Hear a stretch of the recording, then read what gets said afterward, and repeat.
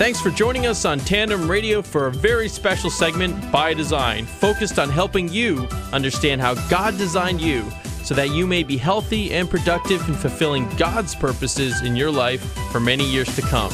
Now let's join our host, health expert and public speaker, Dr. James Proodian.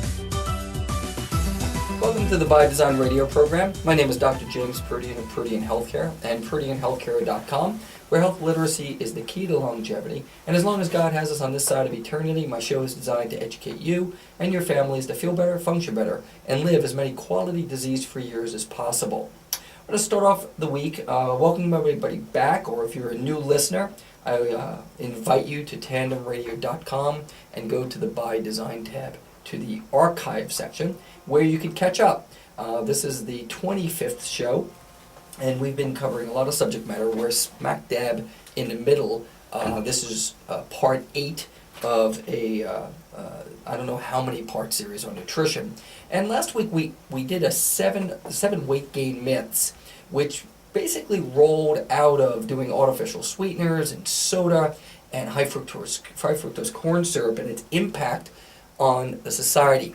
And its impact on the society is a big thing. One of my degrees is in public health, and the statistics, which I know so many of you, it's probably going in one ear and out the other with the obesity and type 2 diabetes rates.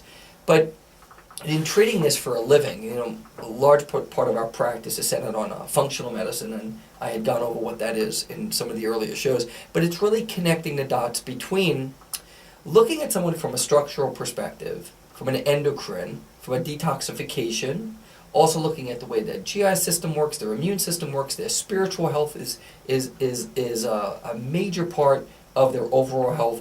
And it really does go to Luke 1:37, for with God nothing is impossible. Education is at the very core of being healthy. It's not as simple as just banning a product. We could ban products and continue to ban products, and I think there are products that should be banned. But I look at it like if people were educated like they are now about smoking, and you look at the incidence rates of smoking, you would hope that now our young people are better educated to not take up the hobby, if you will, of smoking, because it's so detrimental to our health. Yet I don't think many people are aware of the processed, man-made, industrial-made food supply that they're eating every week. So that 90% of the food supply is processed, made by a guy named Bob in a laboratory. Yet God gave us a design. He gave us the very mechanism in which proteins, carbohydrates, fats, vitamins, minerals, and water should be assimilated by the human body, digested, and utilized. Yet every day, 90% of what Americans are eating are foreign to the very cells that are trying to digest them. So if a cell, and you think about, the trillions of cells you have in your body, and they're all differentiated into various different types. You have cells for your eye and your spleen and your heart and your musculoskeletal system, and they're all designed to do different things, but they require protein, carbohydrates, fats, vitamins, minerals, and water. And out of nowhere, 150 years ago, here comes the Industrial Revolution, and it starts processing this food. And the food, the cell doesn't recognize. So one of my favorite teachers and authors wrote an article back in 2012, and David Seaman, his name is, and he wrote a article, The Foods Cancer Loves. And the subtitle there is, many of your patients are pursuing cancer as a dietary goal and don't even know it. And he breaks down the biochemistry of why anti-inflammatory foods, which are loaded for prostaglandin D2s, it's a special form of a breakdown of something called arachidonic acid, which is highly inflammatory to the human body, was introduced through a processed food supply. So for so many years, people in my field of preventative health care and wellness care, using the science that we had to prove the model. He said something very interesting. This is his last paragraph. He did a whole article on why bad fats fats that are rich in omega-6 fatty acids, which create this arachidonic acid, which come from the prostaglandin E2 pathway, creates this highly rich inflammatory condition.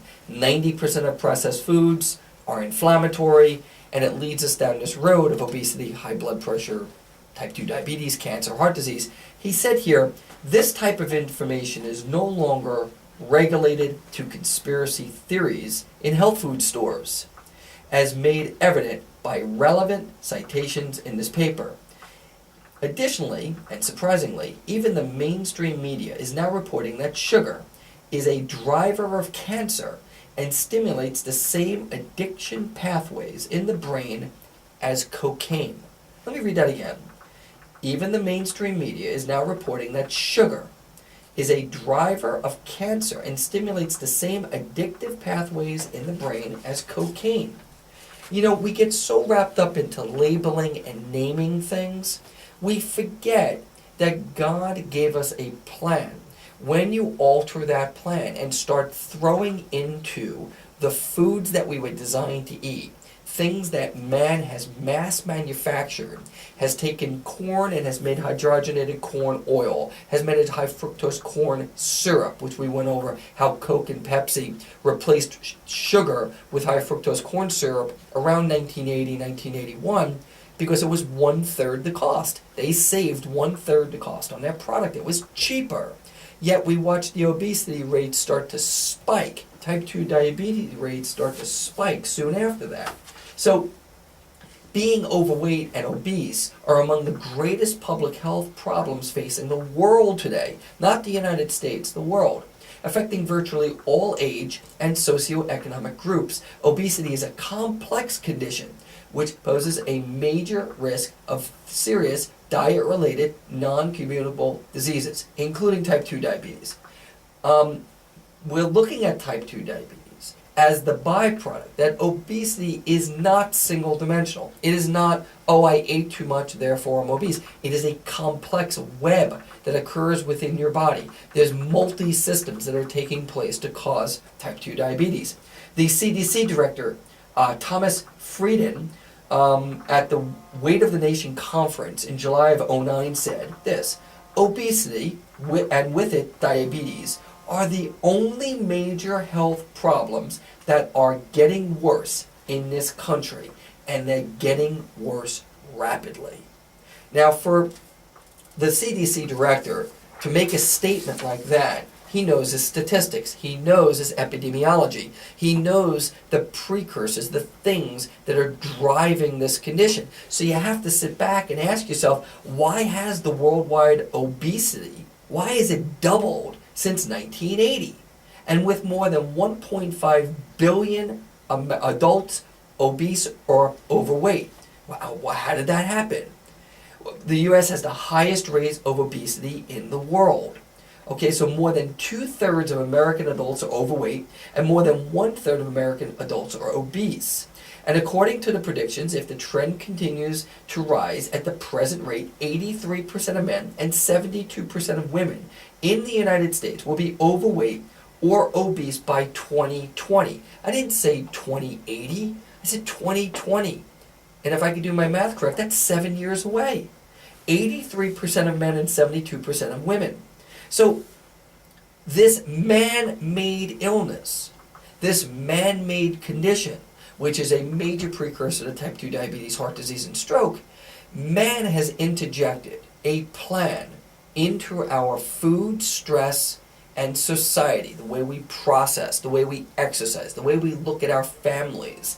And I'm saying to my audiences, stop.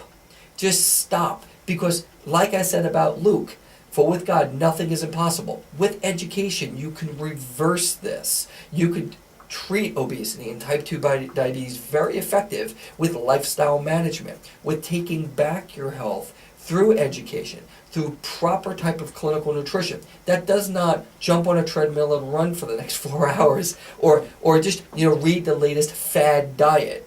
So we want to be clinical in the way we take this apart. Just a couple of more statistics. Childhood obesity. Worldwide, 43 million children under the age of 5 are obese or overweight. In America alone, 32% of children aged 2 to 19 years old are overweight and 17% are obese. Now, over 80% of obese children are likely to be obese adults. That's parenting. That's us. That's us leading our children and treating our children. Because if they're 18, 19 years old, they have an 80% chance or greater to stay obese for the rest of their lives. So today's generation of children are predicted to be the first to die at a younger age than their parents due to obesity-related illness.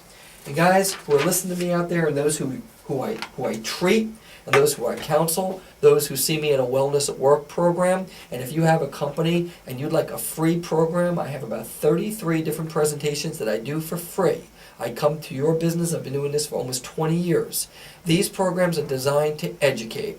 And the education of our corporations, of our masses, of our people, needs to be a grassroots effort. It needs to begin at home. That's mommies and daddies making those decisions. And like I shared with you with my soda story, don't even bring it into the house. It's that bad for you. It's that toxic for you. And it's that much of an issue that will drive the obesity and the type 2 diabetes. So I was sharing with my program manager here, Cooper, that today's show, I really didn't have a subject matter. This topic, I had a couple of loose pieces, and I just wanted to talk. I just wanted to have an open conversation, sharing some statistics about how we all, as human beings, waking up, putting our shoes on, are required to think and use our noodle, to eat, and to use our body. The decisions that we make using that noodle, what we put in our hole under our nose, and how to exercise every day will really be a major predictor of how we feel, how we function, and how long we live.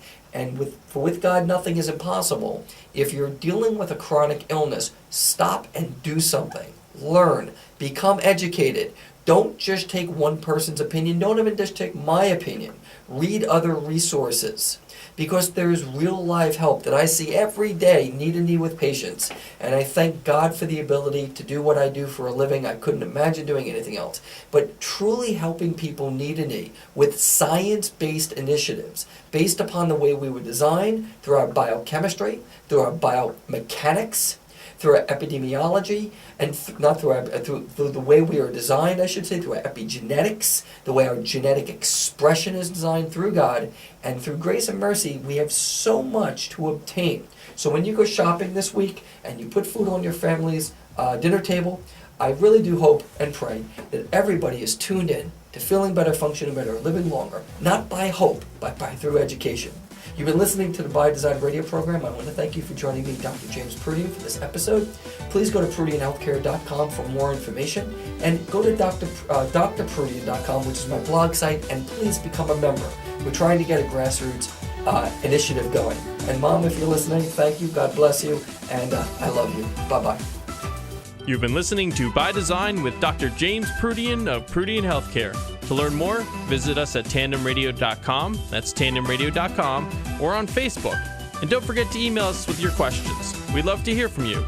In the meantime, hope you have a healthy week, and we look forward to you joining us next time for more fantastic insights from Dr. James Proodian on By Design, a special production of Tandem Radio.